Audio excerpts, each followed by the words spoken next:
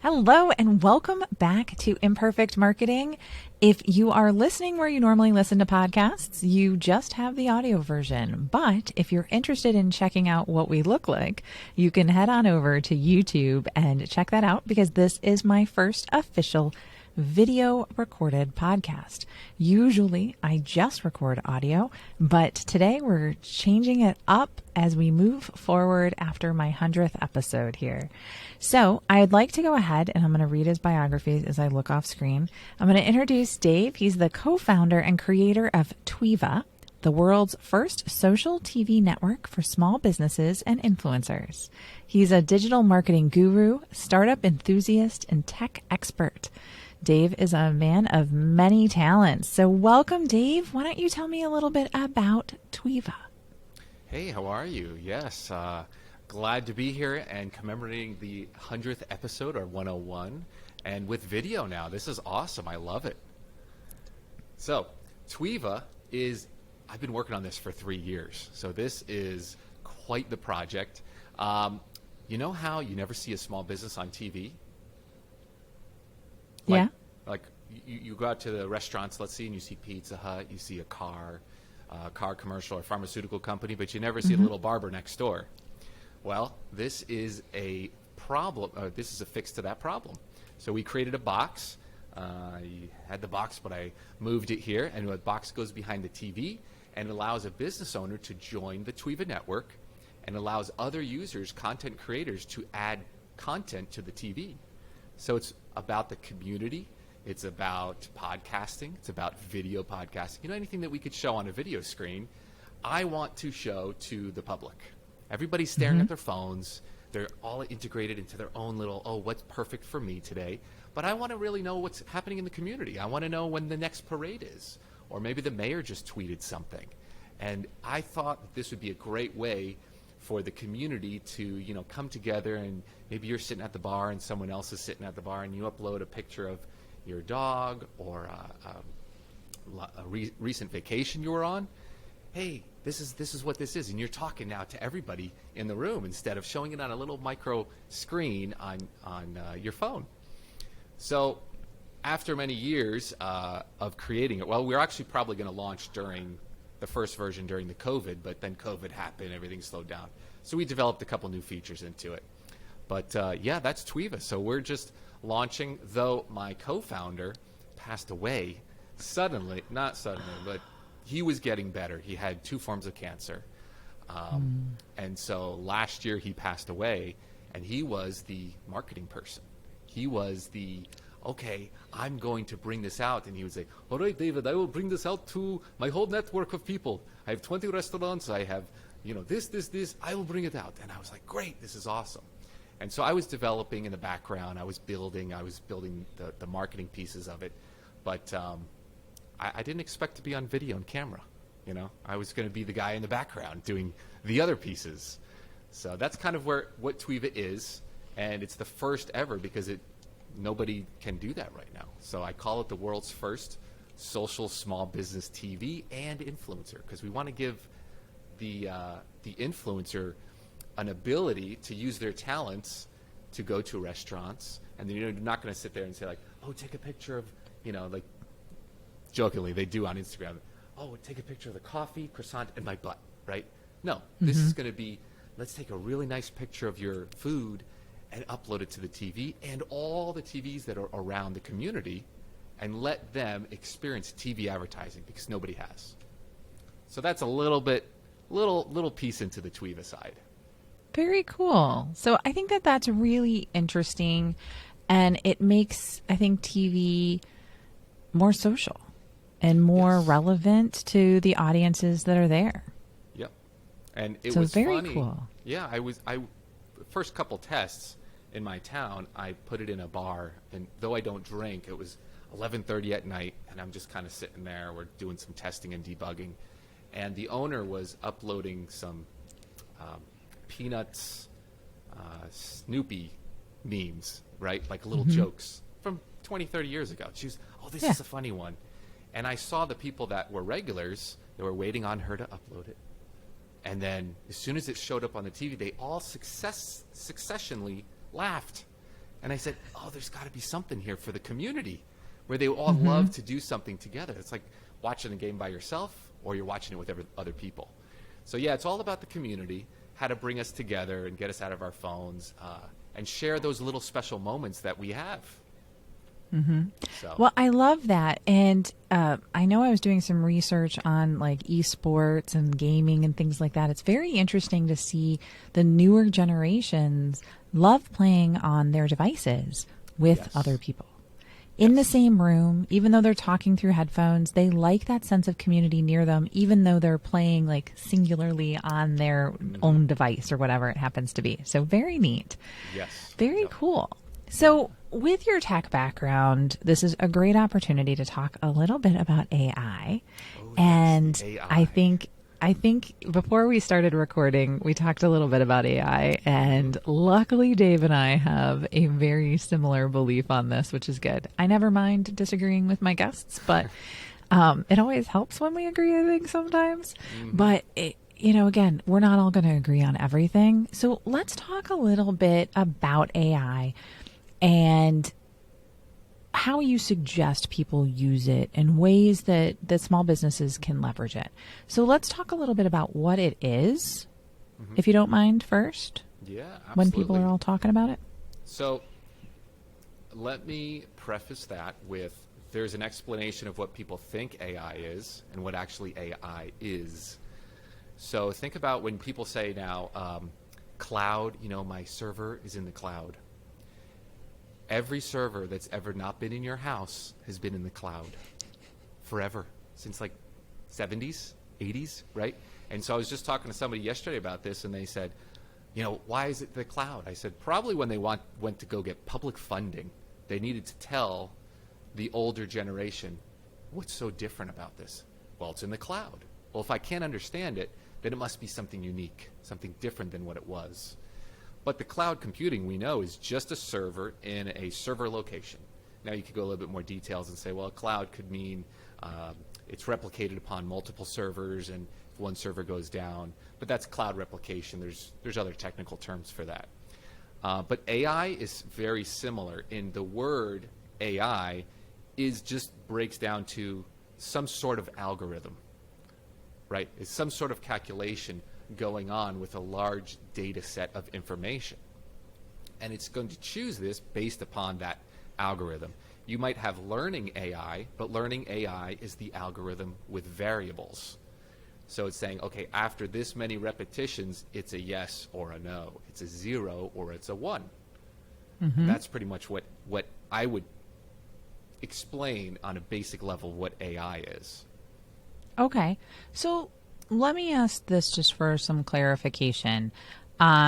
So people hear the word algorithm and they think it's evil and, that's social media and Facebook. And I always tell my classes, so I teach part-time at a local university, and I tell my classes, I'm like, the algorithm is not evil.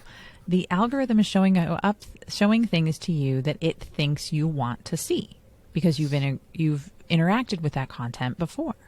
Yep. And I'm like, you don't want to see social media without an algorithm, because I don't even want to know what's going to show up, right? 10 million people not relevant showing on your feed? Yeah, no.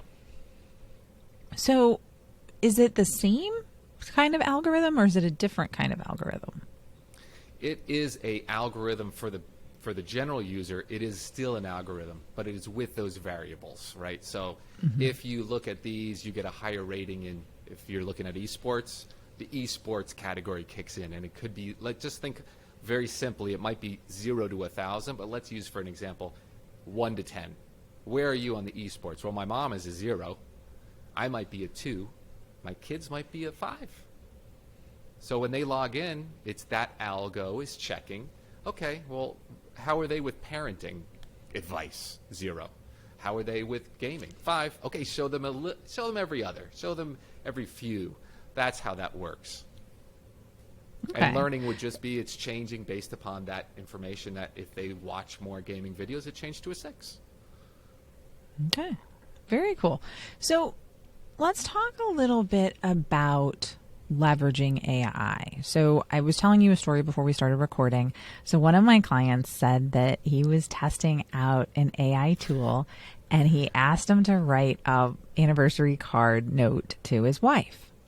He loved it. I mean, it was great. And it was exactly what he felt and exactly what and then he's like, I can't use it. But now I don't know what to write because now that's in my head and I can't use that because he goes, I can't tell her that I had AI write it for me, right? You don't think he she goes, would it's know got to come this? from him. Oh, she would know.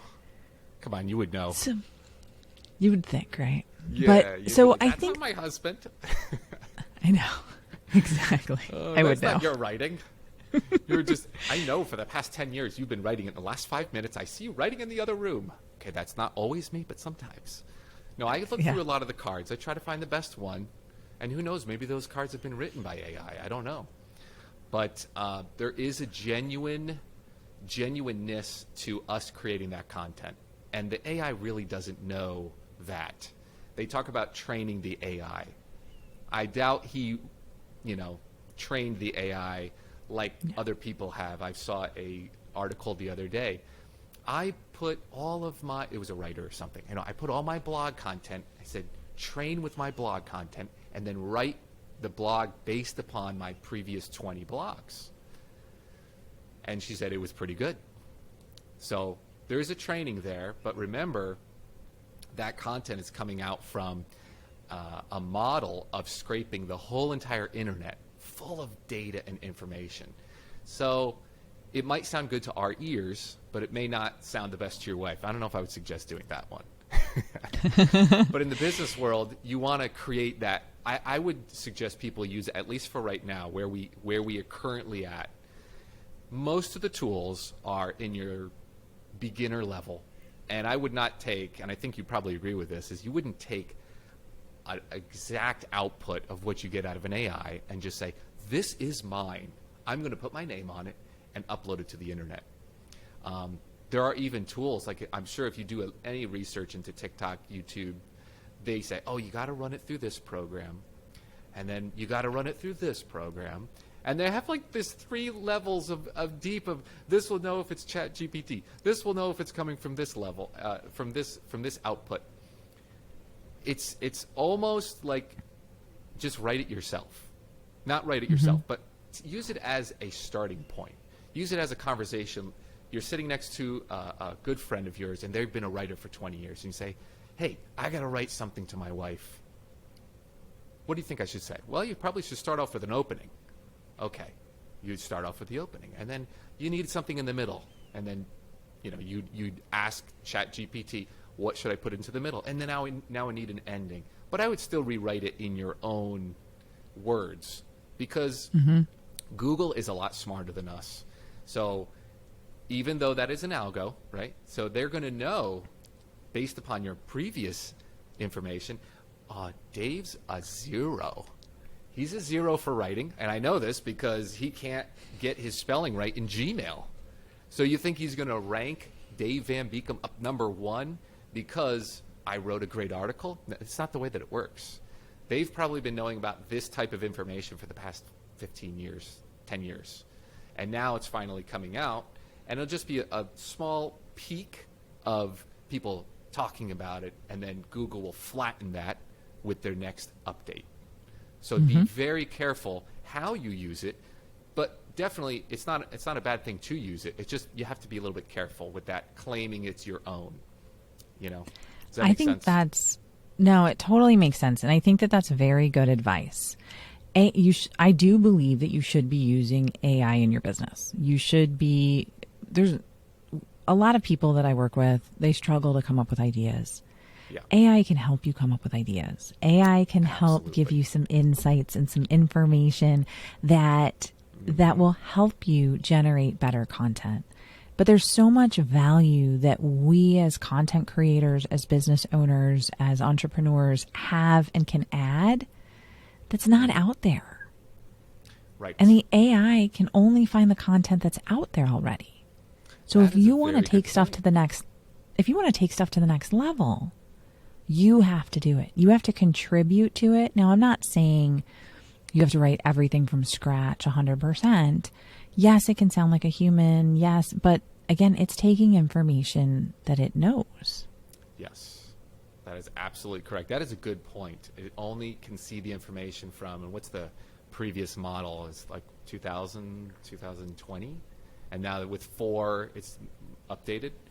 So that's why the recent updates with the plugins are now, finding information. You can tell it to go to a recent news site and pull the recent data. But yeah, it still is. You have to do a combination of both keyword. If you're looking for SEO content, you're going to want to say, here's my list of keywords. Then generate me some sort of titles. But you still need to go through and say, what does my audience want? I would never pick off number 1. Okay, that's my first. Number 2, that's my second. You have to still look through it. But this is just talking about, the very bare bones ChatGPT. Some of these other services, they add another layer of clarity, and they might run it through their own specific filters to generate a little bit better content. And I'm not completely sure. I can't say that another ChatGPT tracker couldn't pull it out of one of those, like Jasper.ai. Like they just received $140 million in funding. Wow. Like a couple months ago, I was looking at my wife. I go, I have a cool product. I mean, where's my $140 million? Yeah, where's my $140 million? And to think that the product is built already, what are they valuing that on? I looked it up. I think it was 40,000 users or 70,000. 40,000 at $70 or 70,000 users at $40. It was something like that.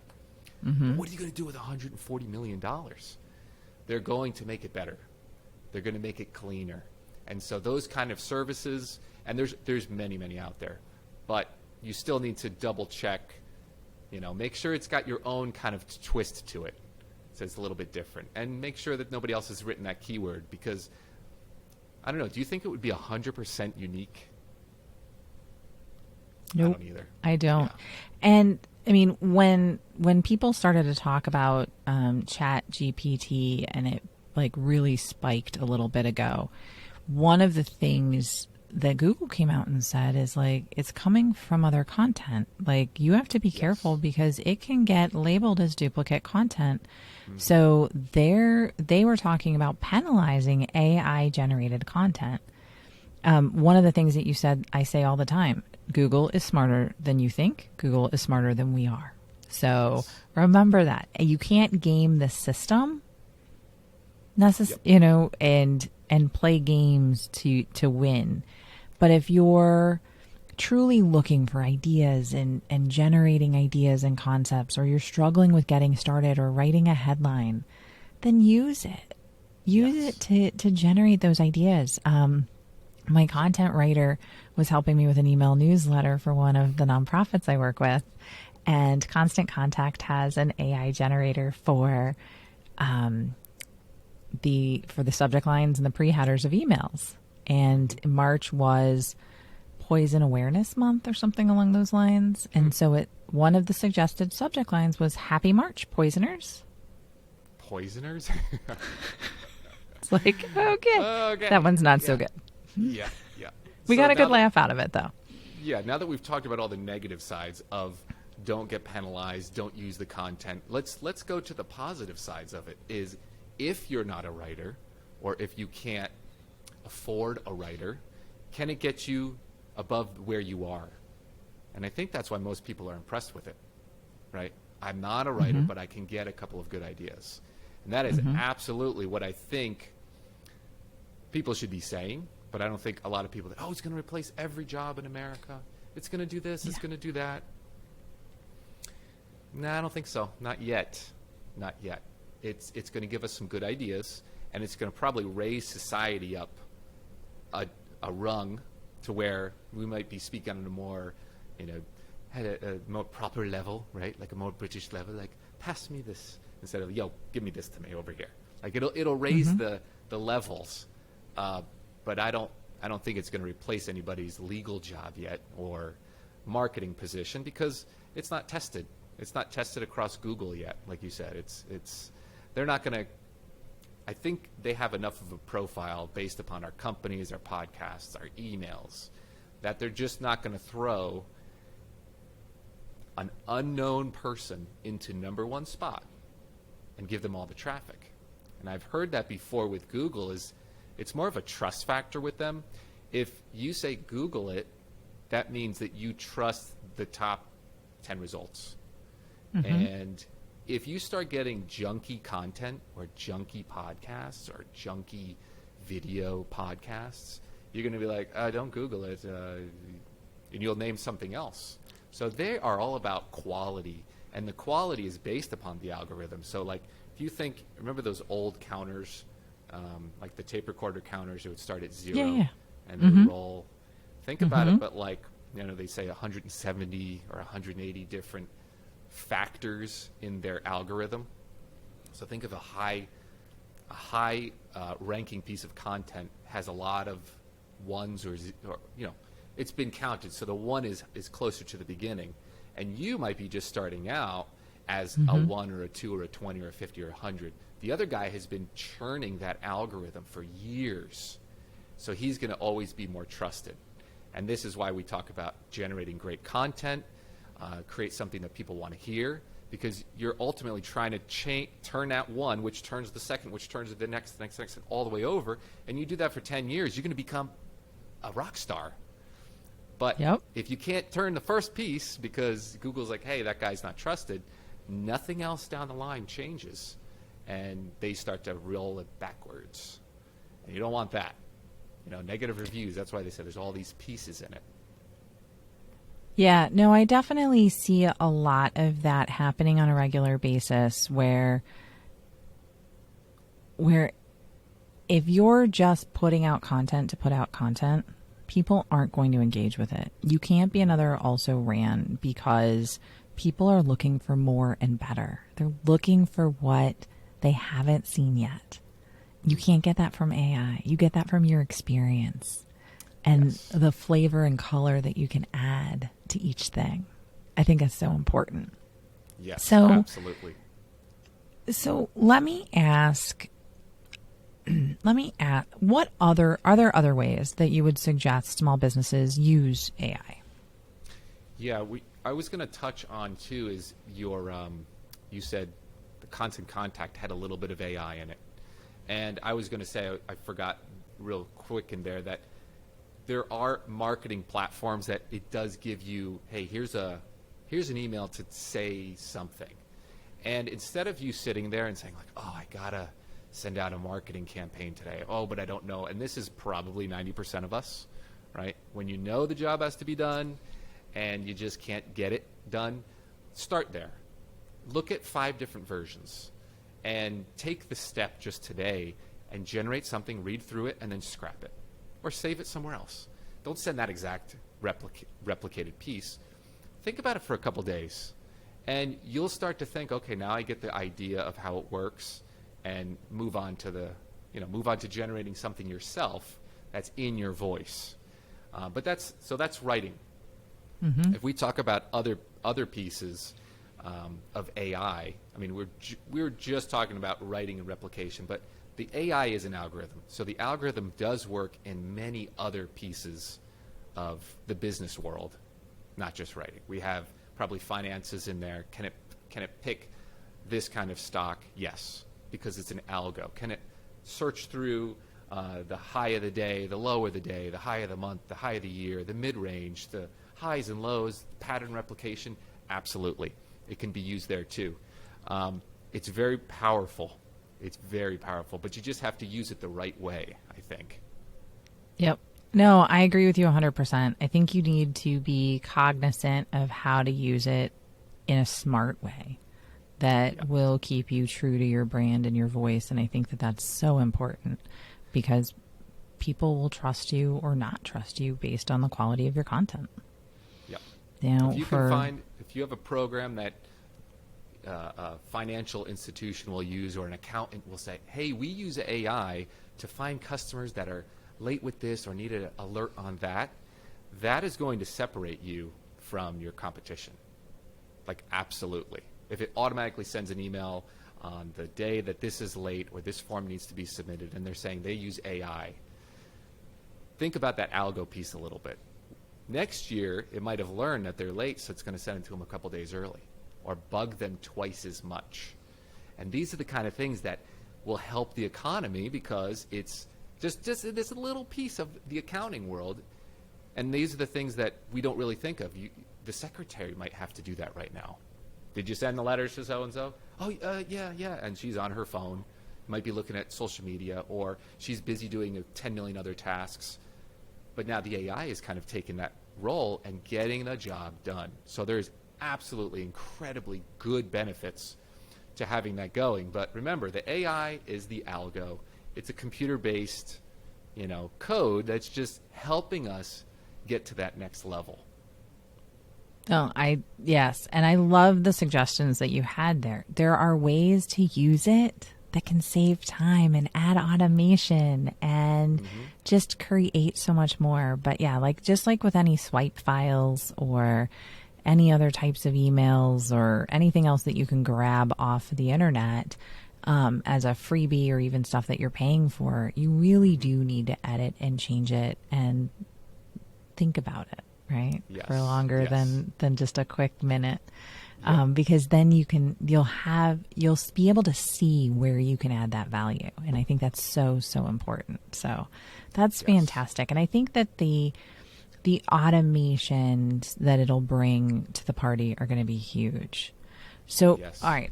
Reminds So me another Dave, piece of automation, if I could jump in there please. again, is on the email side. Is I was working with an automation platform, and they were saying predictive sending. So that instead of having a bunch of emails sit in your box, they send it out based upon the average time that you open your emails. So the first time it doesn't know. The second time it knows 10 o'clock. Third time it's 10:15. Third time is 10:17. And so now you can send out an email campaign to 5,000 people, and it's only going to send to Bob at 10:17, and it's going to send to Dave at 2:33 in the afternoon because he knows that you're sitting at the computer with your inbox open, or it kind of can predict that. And so there's nothing wrong with that. This is a very positive thing to not having your email being thrown away because you had a bad day and your morning's gone, you're late in traffic, and you're delete, gone, right? Little things like that are starting to pop up into landing pages too. I've seen in landing pages, what does this person want to see? What did they click on the website? What phrase can we give them to help them make the call? So a lot of people get stuck at that point. I can't call now. I can't call. Call tomorrow. Leave us a message, right? And so, again, it's moving the needle in one-on-one interactions or one interaction, but think of that times millions and millions of people. Now it becomes a very valuable asset for the average person to get involved in. Now to think that Adobe and Apple and all these big companies have not already tuned into this, Google, right? So now it's like we're hearing about this in the small business and saying like, can I use that? Can I use that? Yeah, definitely look for pieces out there and just spend an extra couple minutes doing a little bit of research when you see it like in a program. What do you mean by AI? What piece does it do? There was another one, Otis.ai for ad marketing campaign, and they said they connect APIs to Google Ads, Facebook, LinkedIn, YouTube, TikTok.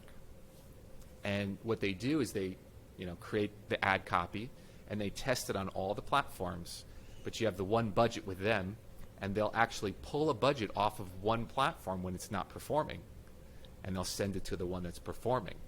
Now just think about that for a second. If you are, say, spending $5,000, $1,000 on each platform, you could potentially be losing $1,000 per not working platform per month, which could generate 10 times. So 10,000 now. So really, is it worth $50 a month? I mean, seriously, is it really? Yes, it absolutely is. Well, you could even be potentially paying an agency if you've got a $5,000 budget, you could be paying them $5,000 or $2,500 for a management fee to manage your landing page and the ads and to pull things off of the non-working page channels. And so all of that factors in together, and there's just a ton to go with it. But really, does it not work? Or I'll call you back tomorrow, or the ad person is on leave for 3 days, 200, 100, 100, right? So then you start to calculate these things in your mind. You go, okay, but even if it works 20% better, 30% better than what I currently have, I'll test it. And so this is the piece of, we're not even talking about the generating content part of making a mistake. This is just in the handling of numbers and platforms. So there are definitely very good companies that are using it to benefit and save money, ultimately.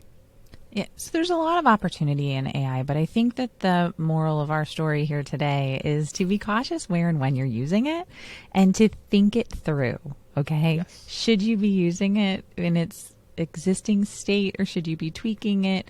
Again, using it for idea generation is amazing. It's got so much power and the ability to really save you time and money.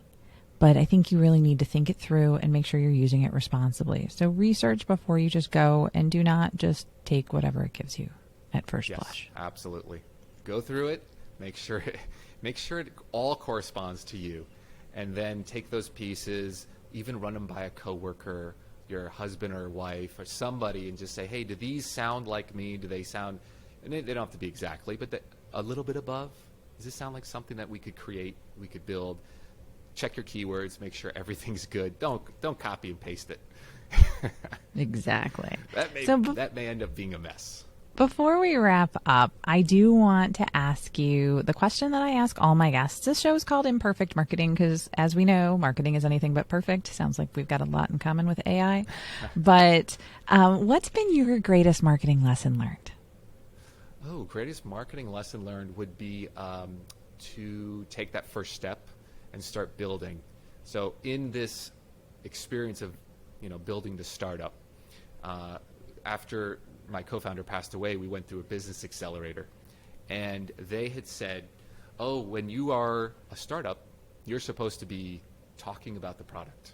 You're supposed to be sending out press releases and saying, hey, this is what we're building, this is what we're doing. But we all kind of had this locked away view, like, we're going to create something so great, and then when we launch it, everybody will love it. And you get lost in the, I have something really good, and people will pay me for it. And you really just need to start creating content, getting out there, and do a little bit into what you don't know. So if there's a new platform, a lot of people struggle with TikTok. Oh, I don't like it. This is a little bit wrong. Remember, there's a certain algo with it. I looked up things like just go to the video and say, not interested. If you do it 3 times, those type of videos don't show. It's a very simple thing, but you have to take that 10 seconds, go on Google, how do I not show these videos? And that blocked a lot of people, that I would talk to and say, hey, you should jump on this platform. No, I can't do this. Just take a second and start talking about your business, get it out there, because this content lives forever. So let's say the past 2 years, a lot of the top marketing people have used ChatGPT, and then Google comes out and smacks down, and you've heard of these stories, right? They just smack out half the competition. Okay, you didn't have a lot of traffic for the past 2 years when you're creating content, but there could be a light at the end of that tunnel where you're just generating content, you're creating it, you're helping people genuinely, and then that time hits and boom, it just, oh man, this is all natural. And he's been going strong at it.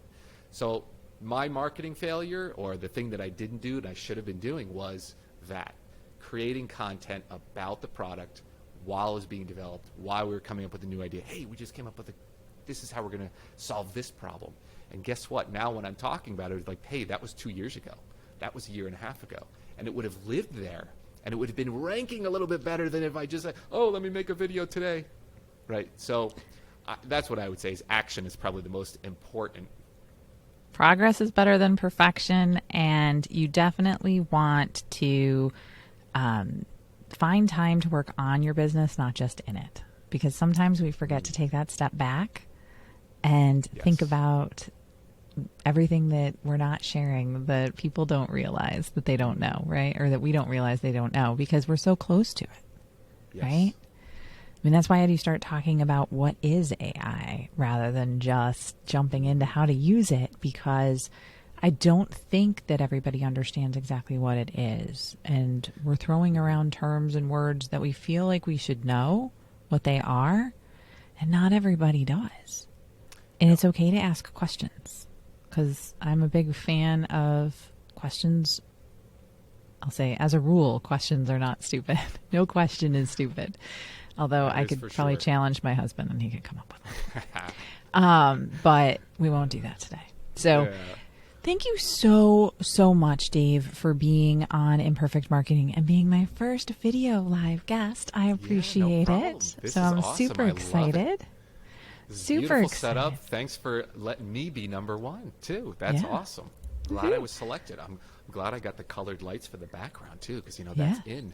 Must be hitting the algo.